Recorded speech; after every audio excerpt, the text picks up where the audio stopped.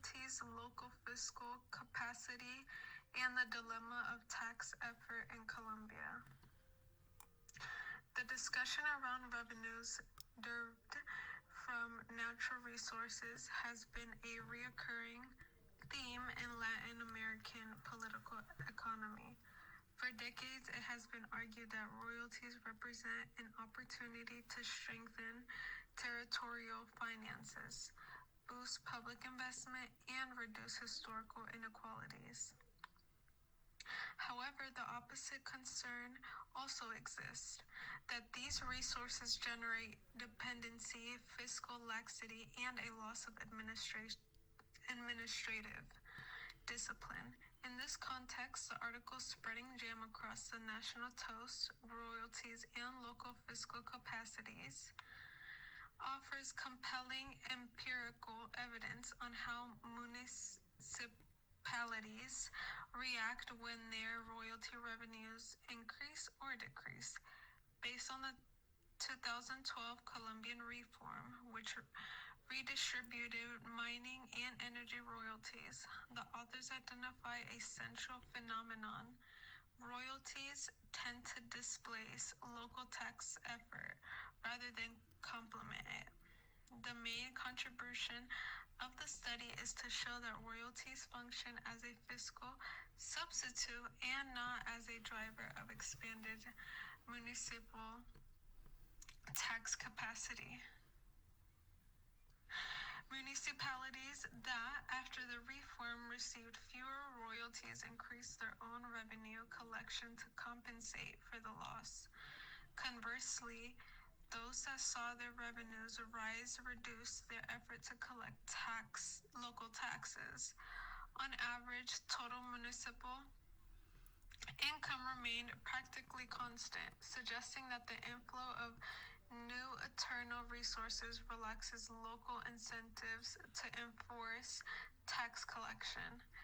This evidence contradicts the initiative idea that larger transfers necessarily strengthen the fiscal capacity of subnational governments. From a theoretical perspective, the work fits within the literature on fiscal federalism and the resource curse, which suggests that abundant revenues can generate dependency and institutional deterioration. The author's analysis confirms this hypothesis at the Colombian municipal level. Local governments adjust their fiscal behavior according to the resources they receive. And when royalties increase, the political and administrative need to collect taxes disappears. This finding opens the debate on the real usefulness of royalties as a tool for fiscal anatomy. Can royalties truly strengthen local institutional capacity if they stimulously destroy the incentives to collect taxes? Nonetheless, the article also leaves room for further discussion. First, although the substitutional effect is clear, the mechanism behind it is not. Do mayors reduce tax collection simply because they now have more money available? Or because citizen pressure to pay taxes decreases when the municipality appears to be well-funded? Are there technical barriers to tax collection that become irrelevant when royalties are abundant? These questions are essential for designing public policy and deserve further possible qualitative exploration to better understand the real incentives faced by local administrators. Second, the effects of the study may vary depending on each municipality's institutional capacity. An urban municipality with an established tax structure is not the same as a rural municipality with a low economic formality. The work presents an average effect, but does not delve into the heterogeneities that could explain why some municipalities substitute more than others. If the goal is the reform the royalty system, understanding these differences would be crucial to avoid uniform policies that ignore diverse territorial realities.